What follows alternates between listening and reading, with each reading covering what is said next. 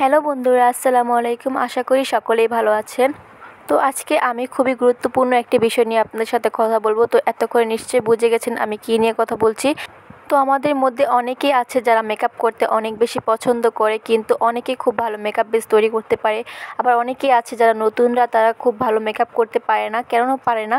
তারা নতুন মেকআপ সম্পর্কে ওইরকম ধারণা নেই, কিংবা মেকআপ বেসটা কীভাবে তৈরি করতে হয় ওই প্রোডাক্ট সম্পর্কে ধারণা নেই, যার কারণে তারা মেকআপ করতে পারে না। তো নতুনদের জন্য কীভাবে স্টেপ বাই স্টেপ মেকআপ করা যায় চলুন দেখিয়ে দিই। তো ফার্স্টে মেকআপ করার আগে আমরা একটি কন্ট্যাক্ট লেন্স পরে নেব। তো যারা নতুন তারা এটা স্কিপ করলে ভালো হয়, যারা পুরনো তারা তো পারবেই। তো নতুনদের জন্য এটা স্কিপ করাই ভালো, যেহেতু তারা নতুন মেকআপ করছে, তো এটা তারা পড়তে পারবে না তাই। তো এরপরে খুব ভালো করে আমাদের ফেসটাকে ক্লিন করে নিতে হবে এবং খুব ভালো একটা ময়েশ্চারাইজার ইউজ করতে হবে। তো যে কোনো একটা ভালো ময়েশ্চারাইজার ইউজ করা যেতে পারে। তো আমি এখানে এই ময়েশ্চারাইজারটা ইউজ করি। দেন একটি ভালো ব্র্যান্ডের প্রাইমার ইউজ করতে পারেন।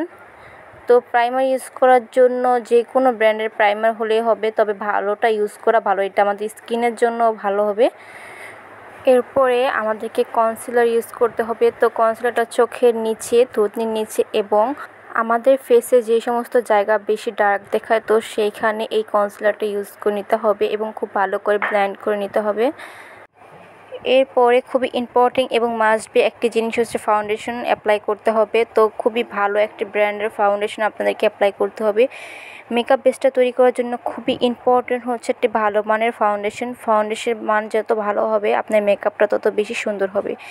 দেন ফাউন্ডেশনটাকে সেট আপ করে রাখার জন্য এবং লক করে রাখার জন্য আমরা একটা লুজ পাউডার ইউজ করবো। যে কোনো লুজ পাউডার আপনারা ইউজ করতে পারেন এখানে। তো নিজেদের বাজেট অনুযায়ী যে কোনো একটি লুজ পাউডার কিনে নেবেন। দেন আমরা ব্লাশার ইউজ করব। তো আমি এখানে ব্লাশার দুইটা কালার দেখাচ্ছি। তো এই দুইটা কালার আমি বেশি ইউজ করে থাকি। তো আপনারা আপনাদের পছন্দ অনুযায়ী যে কোনো ব্লাশার ইউজ করতে পারেন। তো ব্লাশারটা মেকআপের খুবই ইম্পর্টেন্ট একটি জিনিস। তো মেকআপটাকে ভালো একটি লুক দেখানোর জন্য ব্লাশারটা অনেক বেশি ইম্পর্টেন্ট। দেন তো আমরা হাইলাইটার ইউজ করব। তো হাইলাইটার আমাদের মেকআপটাকে অনেক বেশি গ্লোয়িং দেখাতে সাহায্য করে এবং অনেক শাইনিং লাগে আমাদের মেকআপটা, এবং স্কিনটা অনেক বেশি শাইনিং লাগে, মেকআপের খুব ভালো একটি লুক দেয়।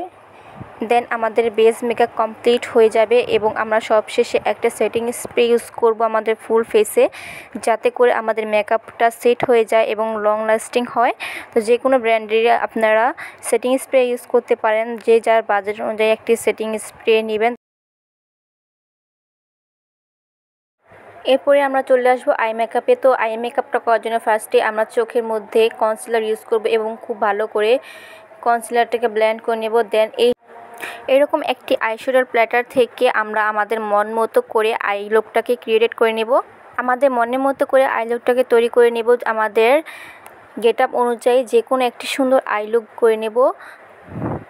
তো আপনারা যে কোনো ব্র্যান্ডের আইশ্যাডো প্ল্যাটার ইউজ করতে পারেন, বাজারে অনেক ধরনের আইশ্যাডো প্ল্যাটার থাকে। দেন আমরা এরকম একটি আইলাইনার ইউজ করবো। তো আমি এই আইলাইনারটা ইউজ করি, এটা আমার অনেক বেশি ভালো লাগে, ল্যাকমির এই আইলাইনারটা। তো আপনারা যে কোনো একটি আইলাইনার ইউজ করবেন। এরপরে আমরা ইউজ করব মাস্কারা। তো মাস্কারাটা ইউজ করার পর আমরা যে কোনো একটি পাপড়ি ইউজ করতে পারি আমাদের পছন্দ অনুযায়ী। তো পাপড়িটা লাগানোর পরে আমাদের মেকআপ লুকটা দেখতে অনেক বেশি সুন্দর লাগে। তো আপনারা পাপড়ি ইউজ করবেন। তো সবশেষে ফাইনাল লুক দেওয়ার জন্য আমাদের এই লিপস্টিক ইউজ করতে হবে। তো যে কোনো একটি কালার লিপস্টিক আপনাদের লুক অনুযায়ী আপনারা ইউজ করবেন। তো আমার ক্ষেত্রে সবথেকে বেশি নুড কালার লিপস্টিক ভালো লাগে, তাই আমি বেশিরভাগ time nude colour lipstick use করি। তারপর আপনাদের খুবই ইম্পর্টেন্ট একটি জিনিস হচ্ছে মেকআপ ব্রাশ। তো মেকআপ ব্রাশ আপনারা পছন্দ অনুযায়ী ভালো একটি ব্র্যান্ডের মেকআপ ব্রাশ ইউজ করবেন, যেহেতু মেকআপটাকে ব্রাশের সাহায্যে খুব ভালো করে ব্লেন্ড করা হয়। তো ভালো একটি ব্রাশ না হলে মেকআপটা খুব ভালো করে ব্লেন্ড হয় না। তার জন্য আপনারা খুব ভালো মানের মেকআপ ব্রাশ ইউজ করবেন, যেহেতু মেকআপের ইম্পর্টেন্ট হচ্ছে মেকআপটা খুব ভালো করে ব্লেন্ড করা, তাহলে মেকআপটা দেখতে খুব বেশি সুন্দর লাগবে। তো আশা করি আমার ভিডিওটি ভালো লেগেছে। তো এইভাবে করে আপনারা নতুনরা খুব ভালো করে মেকআপ স্টেপ বাই স্টেপ করে নিতে পারেন।